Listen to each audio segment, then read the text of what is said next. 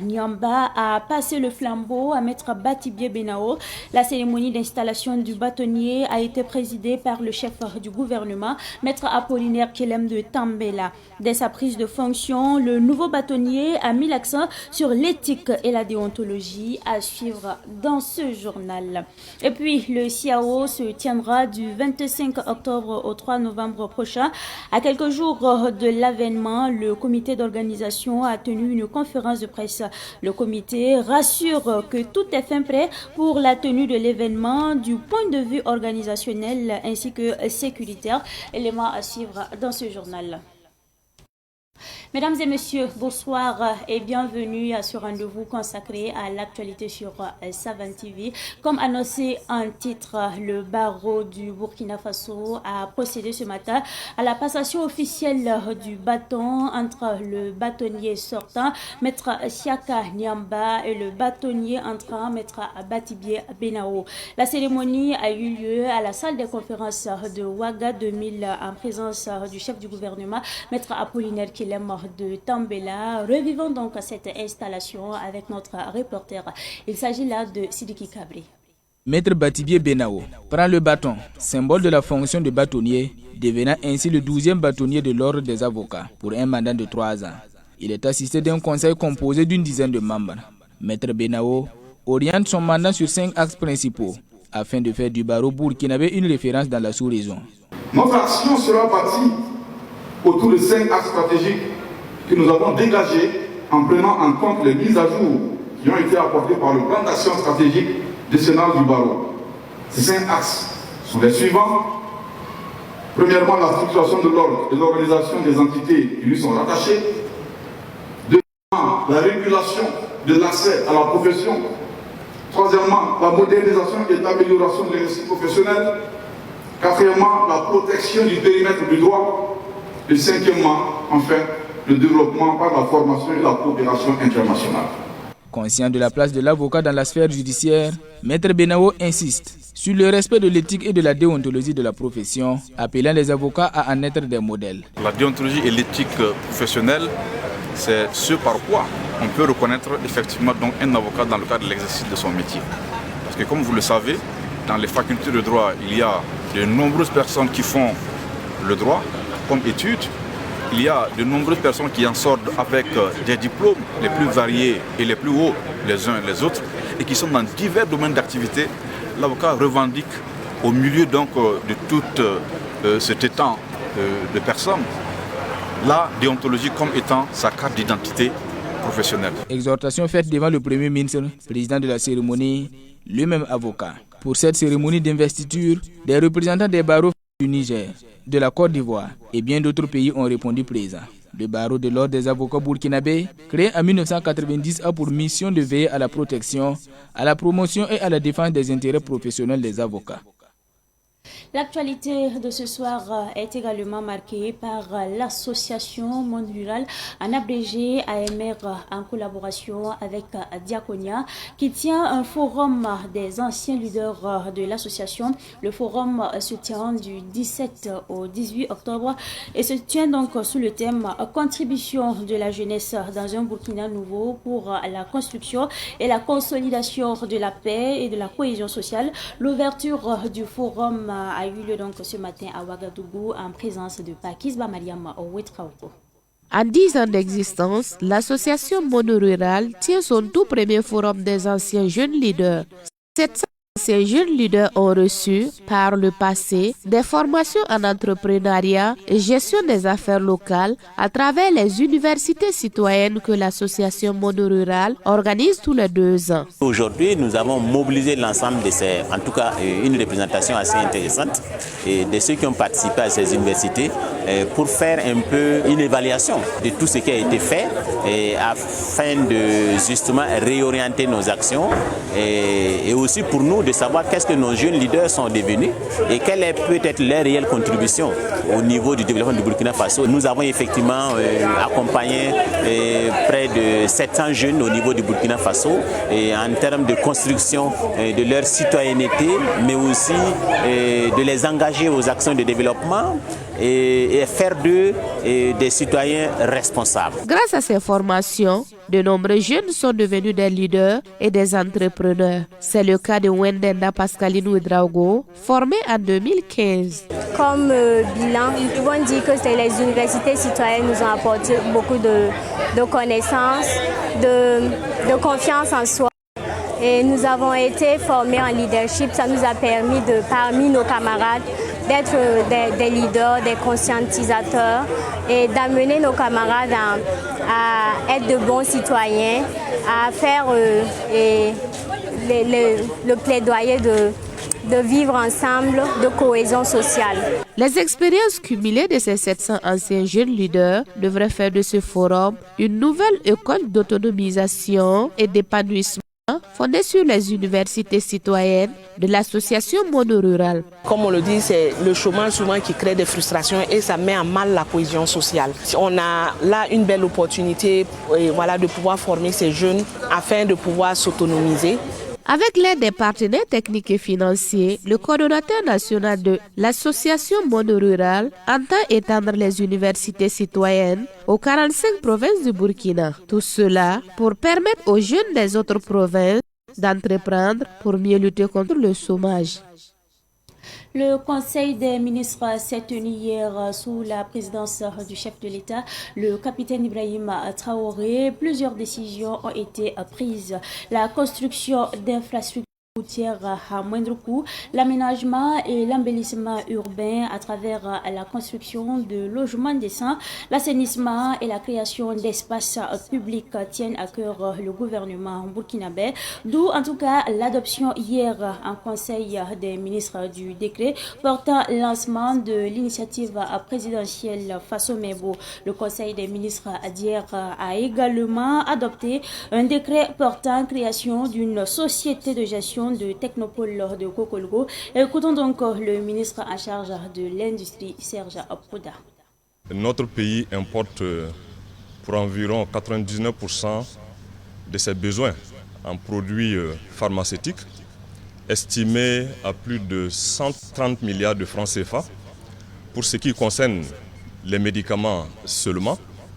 Et le constat qui est fait aussi et la disponibilité et l'accessibilité des produits de qualité constitue toujours une préoccupation majeure, à tel point que des instructions ont été données par les plus hautes autorités de l'État de travailler à rendre réel le projet, ce grand projet d'envergure de création du technopôle pharmaceutique intégré de Kokoloro. Il s'agit d'une zone industrielle qui va s'étendre sur environ 78 hectares dédiés à la recherche et développement, à la production entrepreneuriale et industrielle des produits pharmaceutiques dans notre pays afin de les rendre accessibles et disponibiliser des produits de grande qualité. Et la société d'économie mixte qui est créée pour prendre en charge la réalisation de cette infrastructure industrielle importante est une société au capital social qui est arrêté à 5 milliards de francs CFA, détenu à 98% par l'État et à 2% par les entités privées. Le gouvernement a également décidé hier en Conseil des ministres de l'adoption d'un projet de loi portant statut de l'artiste au Burkina Faso.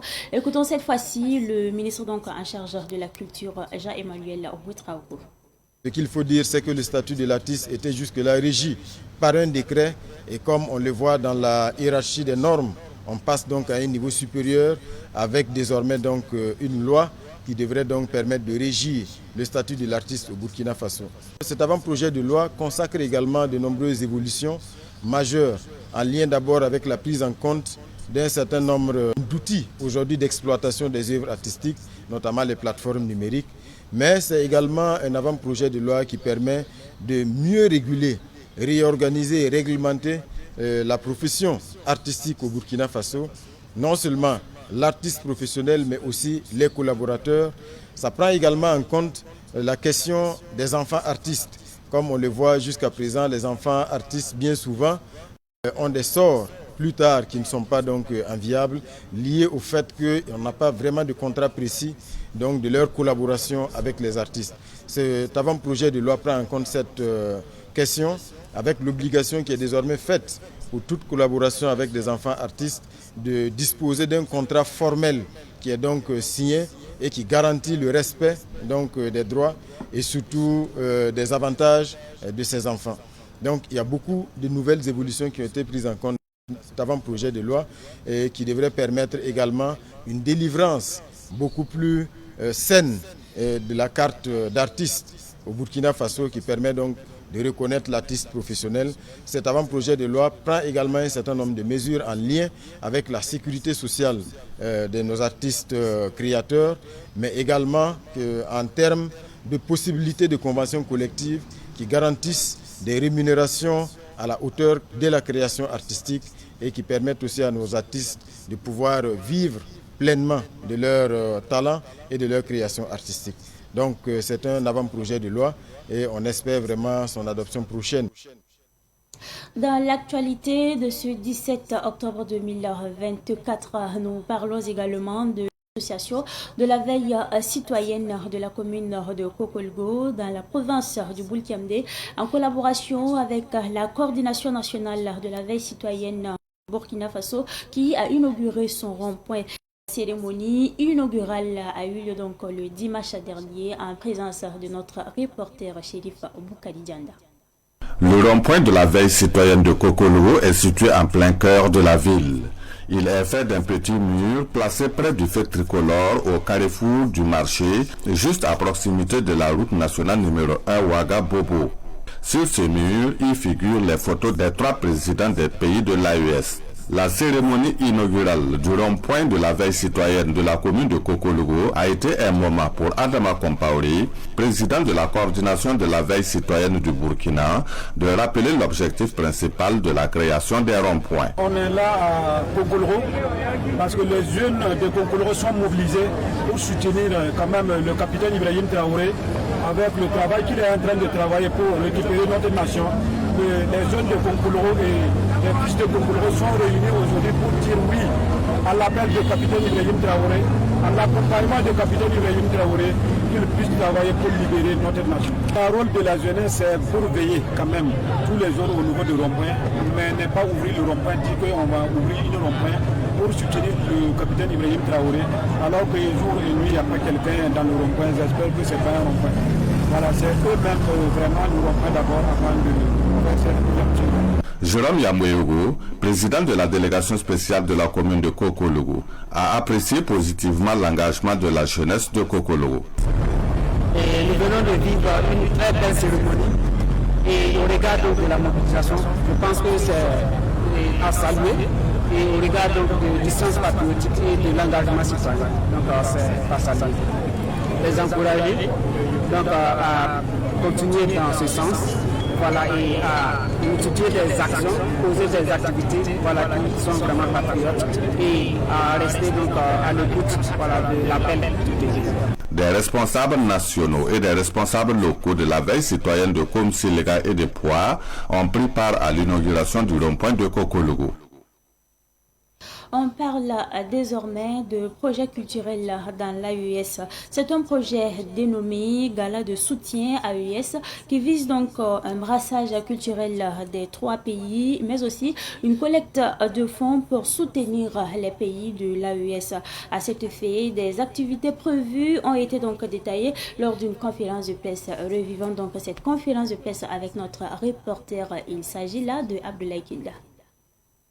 Gala de soutien au pays de l'AES est un projet qui consiste à organiser une série d'événements musicaux afin de mobiliser des fonds pour soutenir la dynamique des acteurs politiques de l'AES. C'est ainsi donc qu'un concert d'artistes musiciens aura lieu le 30 novembre prochain au stade municipal Dr Issoufou Joseph Konombo de Ouagadougou. Au cours de ce concert, une collecte de fonds sera faite pour accompagner la dynamique de l'Alliance des États du Sahel. Ce concert sera animé par des artistes de l'AES pour renforcer la coopération. Une soirée gala est également au programme Elle se tiendra le 1er décembre à la salle des fêtes de Ouaga 2000 et va réunir les officiels venus du Niger, du Mali et du Burkina. Cette initiative qui se tient pour la première fois et au Burkina se tiendra de façon tournante dans les pays membres de l'AES.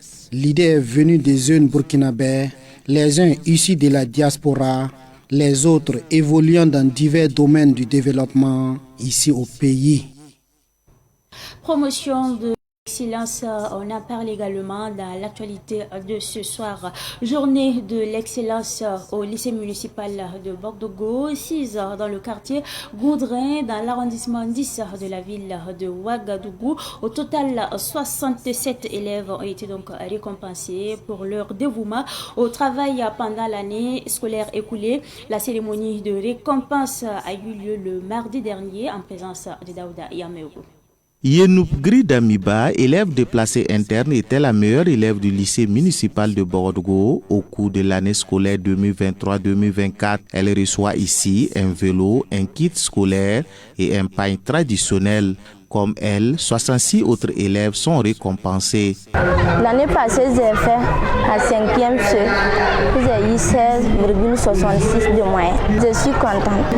J'ai reçu un vélo, plus un sac et un habit. Les résultats engrangés de l'année scolaire écoulée satisfont le proviseur du lycée municipal de Bordeaux. Le lycée a acquis vraiment des résultats honorables l'année passée.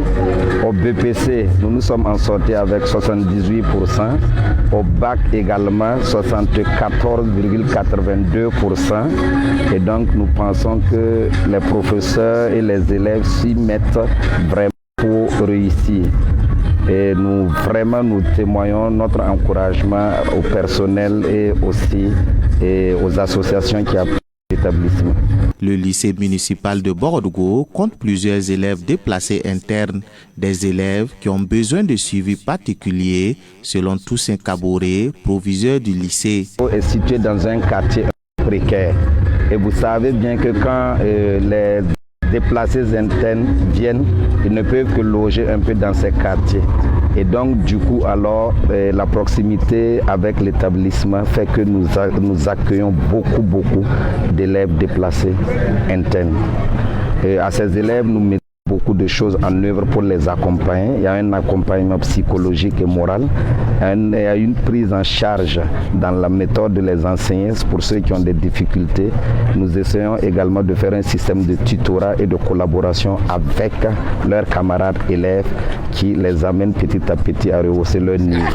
Les effectifs pléthoriques dans les classes, le manque de professeurs et la vétusté des bâtiments sont entre autres difficultés de l'établissement. Élèves déplacés internes par ton travail, redonne de l'espoir à ton peuple, a été le thème de la journée de l'excellence scolaire au lycée municipal de Bordeaux, 6 dans le quartier Goudrin, dans l'arrondissement 10 de Ouagadougou. Après ce reportage sur la promotion de l'excellence, nous parlons cette fois-ci du Salon international de l'artisanat de Ouagadougou. À une semaine de l'ouverture du SIAO, le comité d'organisation est satisfait du niveau d'avancement des préparatifs. 80% des stands sont déjà occupés. Le SIAO enregistre 10 nouveaux pays inscrits comme la Russie, l'Iran et l'Indonésie. Le comité d'organisation a tenu conférence de presse ce matin. Écoutons donc Oumarou Baro, le vice-président du comité d'organisation du SIAO 2024. Il s'exprime au micro de notre reporter Ablaï Kinda. La 7e édition du SIAO se tiendra du 25 octobre au 3 novembre 2024 sous le thème Artisanat africain, entrepreneur des jeunes et autonomisation. L'opérationnalisation du ICAO pour les réservations, paiement et attribution des stands, tickets et bails en ligne. La création d'un espace dénommé Villa de l'AIS, cet espace dédié aux pays invités spéciaux leur permettra d'exposer les différentes facettes de leur culture, notamment la musique, le tourisme, l'histoire, la géographie, etc. Les républiques sœurs du Mali et du Niger ont été choisies pour être les pays invités spéciaux À ce jour, nous enregistrons l'inscription de plus d'une trentaine d'acheteurs et visiteurs professionnels en provenance de 17 pays. Aussi, plus d'une trentaine de médias sont déjà inscrits. Quant aux exposants, nous avons enregistré plus de 2000 exposants répartis dans les pavillons climatisés et ventilés. Plus de 80% des stands ont déjà été réservés sur les 700 stands visés comme objectif. 22 pays sont concernés par ces inscrits, à savoir l'Algérie, le Cameroun, la Côte d'Ivoire, le Ghana, l'Inde, l'Iran, l'Italie, le Madagascar. En ce qui concerne les volets sécuritaires, je puis vous rassurer que toutes les dispositions sont prises par nos vaillantes forces de défense et de sécurité pour la tenue des salons en toute quiétude. Actualité sportive à présent.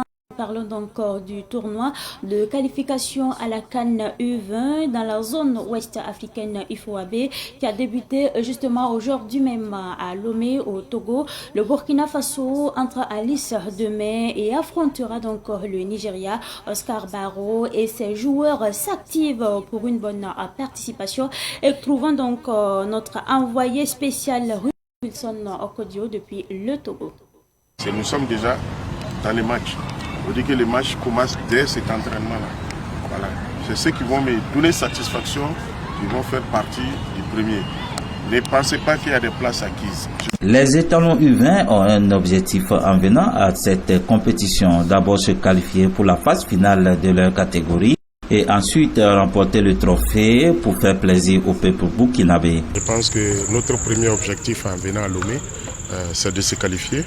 Voilà, et si on a l'opportunité de bonifier ça avec le trophée, c'est ce que nous avons reçu comme objectif et même c'est ce que tout le monde se fixe également ici comme objectif à Lomé. Il faut savoir qu'il faut ménager les jeunes, mais en même temps les pousser à aller au plus haut d'eux-mêmes pour aller chercher ce résultat très probant que nous espérons le 18. Le défenseur Landrine Yameogo et le milieu de terrain Aboubakar Drabo ne diront pas le contraire. On est très confiants de nous qualifier pour la CAN U20 puisque je pense qu'on l'a déjà fait à mon niveau en U17 et en U20 je promets qu'on va se qualifier encore. On a travaillé un peu la coordination et puis un peu les blocs équipes, le bloc bas, le bloc médian et puis le bloc haut. On assimile très bien puisqu'on a commencé déjà à Ouagadougou et c'est le même travail qui continue et on essaie de s'appliquer dans le maximum. L'état d'esprit, bon, on est positif, toute l'équipe, on est venu ici pour se qualifier. Bon, et tous les pays comptent sur nous pour se qualifier et puis on est prêt aussi pour remporter la coupe du Burkina Faso pour que le pays soit fier de nous. Bon, on doit travailler sur la finition, c'est la finition qui nous manque. Et puis le marquage des zones là aussi. Pour la rencontre contre le Nigeria, Oscar Barrow a une idée. On n'a aucune idée sur cette équipe. Nous la savons déjà par expérience. Pour avoir joué contre les juniors nigérians au moins 4 fois en étant sélectionneur. Donc j'ai une idée globale de comment ces équipes nigérianes évoluent et quelles sont leurs forces et leurs faiblesses habituellement. Elles peuvent bien changer, mais j'ai quand même une idée là-dessus. Et nous n'avons pas encore fini de faire des recherches sur cette équipe. Je pense que nous continuons à travailler là-dessus et nous allons parfaire ce que nous avons déjà commencé. La partie de l'équipe qui me rassure le plus, c'est les bastions milieu. Au niveau du milieu de terrain, je pense que j'ai un garçon comme Assamadou et Drabo et qui sont des habitués de haute compétition, donc qui vont certainement apporter leur touche d'expérience sur le match. Rappelons que le Burkina Faso est logé dans le groupe B avec le Nigeria et la Côte d'Ivoire. Les deux finalistes du tournoi représenteront la zone B, la phase finale. Ruben Wilson Kodjo, envoyé spécial de Savane Média à Lomé au Togo. Allez les truands! Qui êtes-vous? Les truands! Qui êtes-vous? Les truands! Qui êtes-vous? Les truands! Vous allez! Allez, bonne compétition. Si tu savais ce que les gens disent de toi à chaque fois que tu as le dos tourné, tu ne fréquenterais plus personne. Vous savez, beaucoup te sourient en face comme s'ils t'aimaient réellement, mais dans ton dos, ce sont d'excellents traîtres. Faisons donc très attention. C'est tout pour cette édition du soir que j'ai pris en tout cas du plaisir à vous présenter. Merci à vous pour votre constante fidélité. Excellent suite de programme en compagnie donc des programmes de la télévision de l'université.